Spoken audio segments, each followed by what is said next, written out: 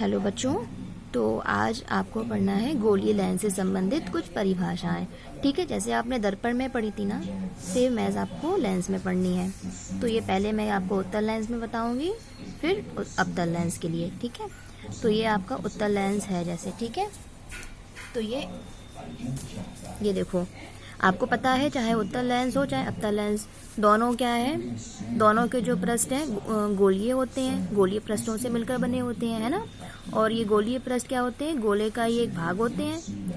ये गोले ही तो है, ये देखो, ये गोले से ही हमने बनाया है। ठीक है, गोले का ही भाग है, चाहे उत्तल लेंस हो चाहे अवतल लेंस, ये दोनों पृष्ठ गोले का भाग होते हैं। इधर देखो इस डायग्राम में, ये देखो गोला बनाया, ये गोला बनाया, तो गोले का ही तो एक भाग है ना, ये पार्ट है। ठीक है, गोले का ही तो एक भाग है ये लेंस, जिससे हमें लेंस मिला है। ठीक है, तो इस गोले का केंद्र क्या है, ये हो गया। इस गोले का केंद्र क्या हो गया, ये हो गया। बस इसी टाइप से हमने यहाँ पे इस डायग्राम में आपको दिखाया है। तो ये आपका लेंस है, तो ये आपका गोले का केंद्र है C1, ये गोले का केंद्र है C2, और इसी केंद्र को हम बोलते हैं वक्रता केंद्र। ओके, इसी केंद्र को बोलेंगे हम वक्रता केंद्र C1 और वक्रता केंद्र C2। इस साइड C1 और ये क्या हो गया C2। ठीक है ना, C1 C2 इसलिए बोला क्योंकि जो लेंस है दो गोलों से मिलकर बना होता है, दो गोलीय पृष्ठों से, इसी वजह से इसके दो केंद्र होंगे C1 और C2। ठीक है, ओके।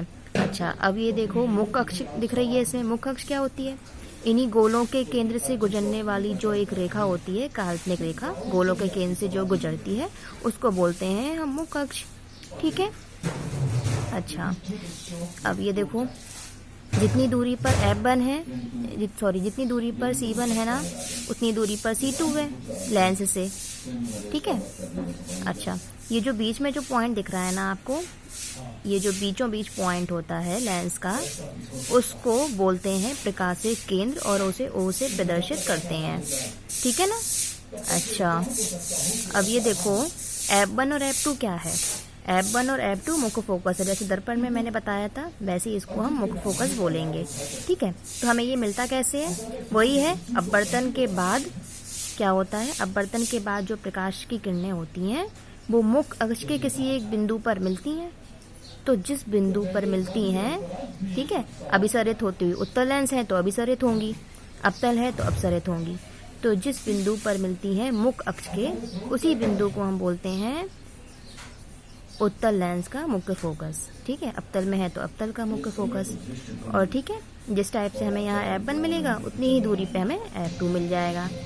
ठीक है, अच्छा, और जो प्रकाशिक केंद्र से मुख्य फोकस के बीच की दूरी है, इसको बोलते हैं हम फोकल लेंथ, मतलब कि फोकस दूरी। ये हो गया आपका स्मॉल f। ठीक है, अच्छा, अब ये देखो, ये प्रकाशिक केंद्र से लेके आपकी वक्रता केंद्र तक की दूरी को हम बोलते हैं कैपिटल R, मतलब कि वक्रता त्रिज्या। ठीक है, आपको पता ही है, प्रकाशिक केंद्र से C1 तक की दूरी को वक्रता त्रिज्या बोलते हैं। और इसको हम देखो, ये जो C1 है ना, C1 को हम 2F1 भी लिख सकते हैं। कैसे, देखो F1 हो गया ये, तो ये भी इतनी दूरी है, तो ये F1 तो ये भी F1, तो F1 प्लस F1 यानी कि बराबर 2F1, यानी कि R बराबर हम लिख सकते हैं 2F1।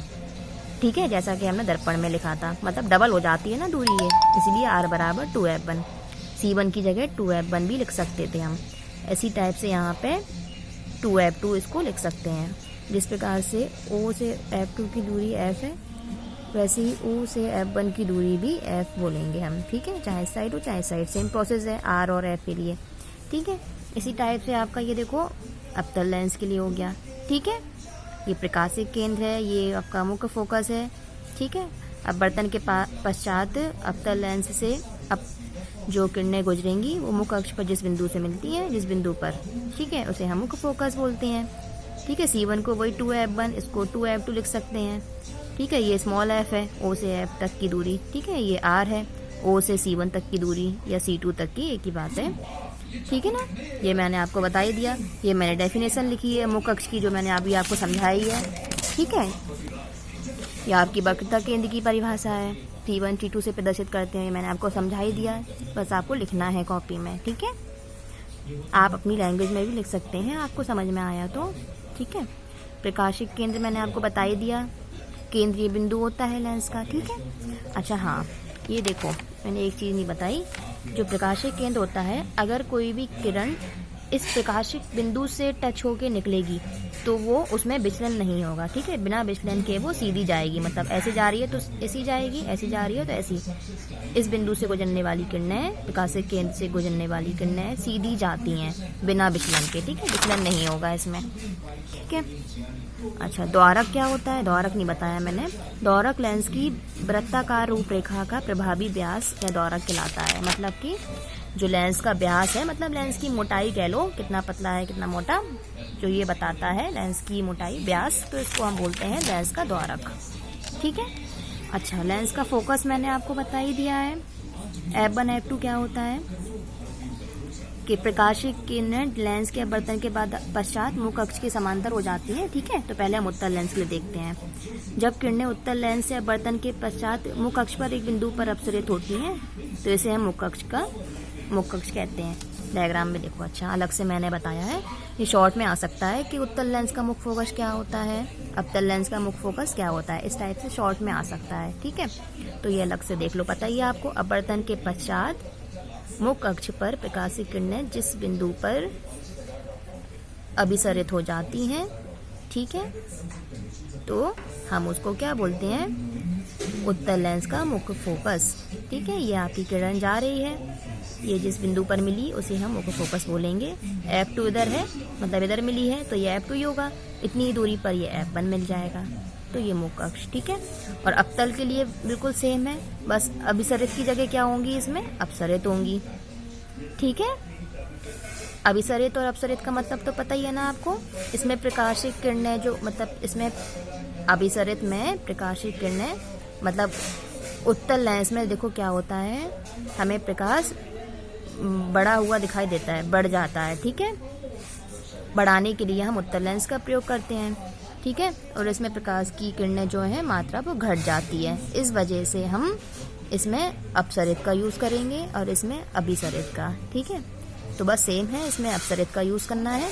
वही है कि लेंस अपवर्तन के पश्चात जिस बिंदु पर मिलती है उसे हम मुख्य फोकस बोलते हैं। ठीक है ना, ये किरण आई, फिर ये चली गई, फिर इसको हमने बढ़ा दिया, ये मुख्य फोकस हमें मिल गया F1, इतनी दूरी पर F2।